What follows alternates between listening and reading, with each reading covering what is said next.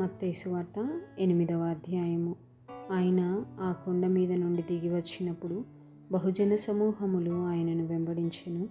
ఇదిగో కుష్ఠిరోగి వచ్చి ఆయనకు మ్రొక్కి, ప్రభువా, నీకిష్టమైతే నన్ను శుద్ధినిగా చేయగలవనెను. అందుకాయన చేయి చాపి వాణ్ణి ముట్టి, నాకిష్టమే, నీవు శుద్ధుడవు కమ్మని చెప్పగా తక్షణమే వాని కుష్ఠిరోగము శుద్ధి ఆయెను.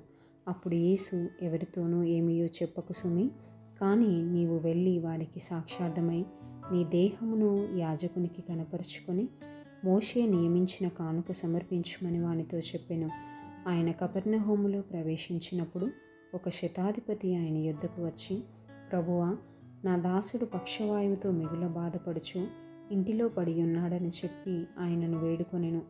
యేసు, నేను వచ్చి వాణ్ణి స్వస్థపరచనని అతనితో చెప్పగా, ఆ శతాధిపతి, ప్రభువా, నీవు నా ఇంటిలోనికి వచ్చుటకు నేను పాత్రుడను కాను. నీవు మాట మాత్రము సెలవిమ్ము, అప్పుడు నా దాసుడు స్వస్థపరచబడును. నేను కూడా అధికారమునకు లోబడిన వాడను. నా చేతి క్రింద సైనికులున్నారు.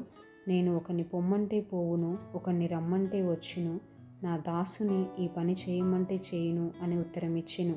యేసు ఈ మాట విని ఆశ్చర్యపడి వెంట వచ్చున్న వారిని చూచి, ఇశ్రాయేల్లో ఎవనికైనాను నేనింత విశ్వాసమున్నట్టు చూడలేదని నిశ్చయముగా మీతో చెప్పుచున్నాను.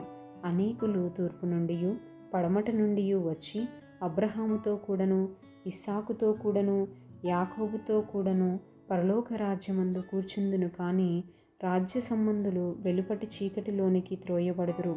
అక్కడ ఏడుపును పండ్లు కొరుకుటయు నుండునని మీతో చెప్పుచున్నానెను. అంతటా యేసు, ఇక వెళ్ళుము, నీవు విశ్వసించిన ప్రకారము నీకు అవునుగాక అని శతాధిపతితో చెప్పెను. ఆ గడియలోనే అతని దాసుడు స్వస్థత నొందెను. తరువాత యేసు పేతురింటిలో ప్రవేశించి జ్వరముతో పడి ఉన్న అతని అత్తను చూచి ఆమె చేయి ముట్టగా జ్వరం ఆమెను విడిచెను. అంతటా ఆమె లేచి ఆయనకు ఉపచారము చేయసాగెను. సాయంకాలం అయినప్పుడు జనులు దయ్యములు పట్టిన అనేకులను ఆయన యొద్దకు తీసుకుని వచ్చిరి. ఆయన మాట వలన దయ్యములను వెళ్ళగొట్టి రోగుల నెల్లను స్వస్థపరిచెను. అందువలన ఆయనే మన బలహీనతలను వహించుకొని మన రోగములను భరించెనని ప్రవక్త అయిన యెషయా ద్వారా చెప్పబడినది నెరవేరెను. యేసు తన యొద్దనున్న జనసమూహమును చూచి అద్దరికి వెళ్ళవలెనని ఆజ్ఞాపించెను. అంతటా ఒక శాస్త్రి వచ్చి, బోధకుడా, నీవెక్కడికి వెళ్ళినను నీ వెంట వచ్చేదనని ఆయనతో చెప్పెను. అందుకు యేసు, నక్కలకు బొరియలును ఆకాశ పక్షులకు నివాసములను కలవు, కానీ మనుష్య కుమారునికి తలవాల్చుకొనుటకైనను స్థలము లేదని అతనితో చెప్పెను. శిష్యులలో మరి ఒకడు, ప్రభువా, నేను మొదట వెళ్ళి నా తండ్రిని పాతిపెట్టుటకు నాకు సెలవిమ్మని ఆయనను అడుగగా, యేసు అతనిని చూచి, నన్ను వెంబడించుము, మృతులు తమ మృతులను పాతిపెట్టుకొననిమ్మని చెప్పెను. ఆయన దోణి ఎక్కినప్పుడు ఆయన శిష్యులు ఆయన వెంట వెళ్ళిరి. అంతటా సముద్రము మీద తుఫాను లేచినందున ఆ దోణి అలల చేత కప్పబడెను.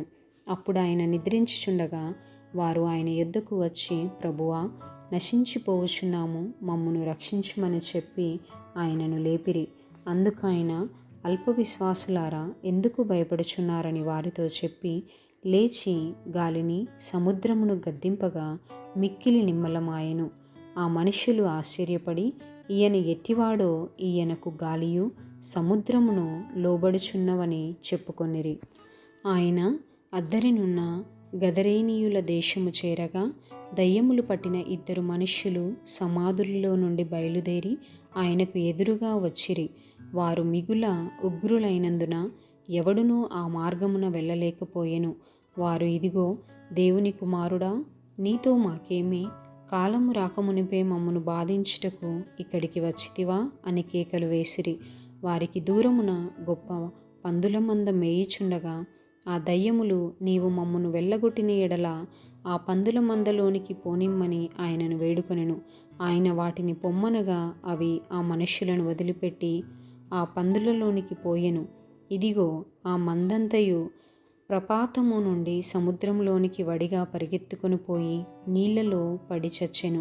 వాటిని మేపుచున్నవారు పారిపోయి పట్టణంలోనికి వెళ్ళి జరిగిన కార్యములన్నీయు దయ్యములు పట్టిన వారి సంగతియు తెలిపిరి. ఇదిగో ఆ పట్టణస్థులందరూ యేసుని ఎదుర్కొనవచ్చి ఆయనను చూచి తమ ప్రాంతములను విడిచి పొమ్మని ఆయనను వేడుకొనిరి.